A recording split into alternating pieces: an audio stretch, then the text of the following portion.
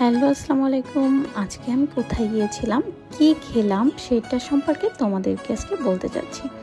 তো চলো দেখে নেওয়া যাক আজকে কোথায় গিয়েছি। আজ আমরা গিয়েছিলাম বিখ্যাত জলিল হোটেলে চিংড়ি ভুনা খেতে।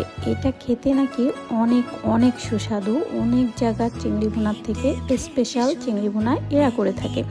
তো কুয়াকাটায় গেছিলাম, সেখান থেকে ফেরার পথে ভাবলাম লাঞ্চটা আমরা জলিল হোটেলে করে তারপর যাব। যদিও হোটেলটা দেখতে একদমই আধুনিক না, দেখতে ছোট্ট এবং ভিতরে কেউ অনেকেই চিনলেও না এরকম, কিন্তু চিনে গেছে সবাই। কারণ হাতের রান্না যেখানে ভালো, খেতে যেখানে ভালো লাগে, স্বাদটা যেখানে অনেক বেশি পাওয়া যায়, সেটা যেখানেই হোক না কেন, যত ছোটই হোক না কেন, সবাই কিন্তু সেখানেই চলে যায়। তো আমরাও সেখানে চলে গিয়েছি চিংড়ি ভুনা দিয়ে ভাত খাওয়ার জন্য। তবে হ্যাঁ, এখানে কিন্তু সব থেকে স্পেশাল শুধু চিংড়ি ভুনাটা খেতে অনেক মজার লাগে। এছাড়াও অনেক আইটেম তারা করে থাকে। দেশি মুরগি, অর্থাৎ একদমই দেশি মুরগি, যা টেনে ছেড়া যায় না এমন মাংস আপনারা পেয়ে যাবেন এখানে। দেশি মুরগির মাংস থাকে, সোনালি মুরগি থাকে, এখানে গরুটা পাওয়া যায় না, বাট খাসি দিয়ে ডাল রান্নাটা থাকে। এছাড়া চিংড়িটা এরা যেভাবে রান্না করে, শুধুমাত্র দেখেন কোনো পানি ছাড়া চিংড়ি ভুনা এত মজার হয়। এখানে দূর দূরান্ত থেকে, বাংলাদেশের যে কোনো অনেক জায়গা থেকে এখানে চলে আসে খেতে। ঢাকা থেকে তো অহরহ এখানে আসেই খেতে।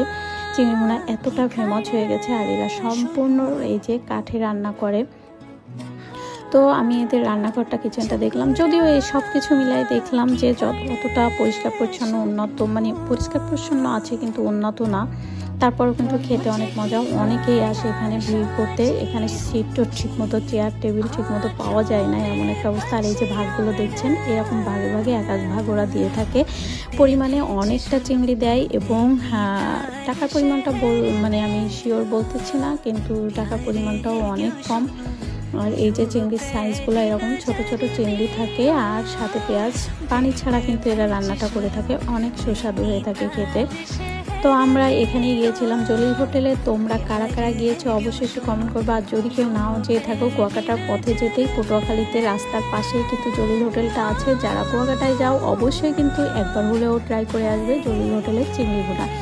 সাথে আমরা যা যা নিয়েছিলাম, দেশি মুরগি নিয়েছিলাম, সোনালি মুরগি নিয়েছিলাম, এছাড়া খাসির মাংস, ডাল, এটাও একটু ট্রাই করলাম।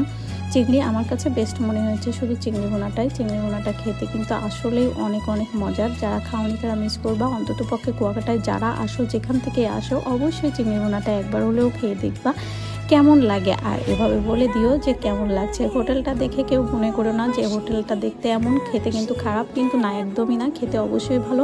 আমাদের খাওয়া শেষে আমরা এই যে আবার ফিরে যাচ্ছি, আমাদের গাড়ি ওই পাশে রয়েছে। তো আমরা এখন আবার ব্যাক করবো বাসায়। তা যে পর্যন্ত আল্লাহ হাফেজ, সবাই ভালো থাকবা, টাটা, আমাদের জন্য দোয়া করবা। আল্লাহ হাফেজ।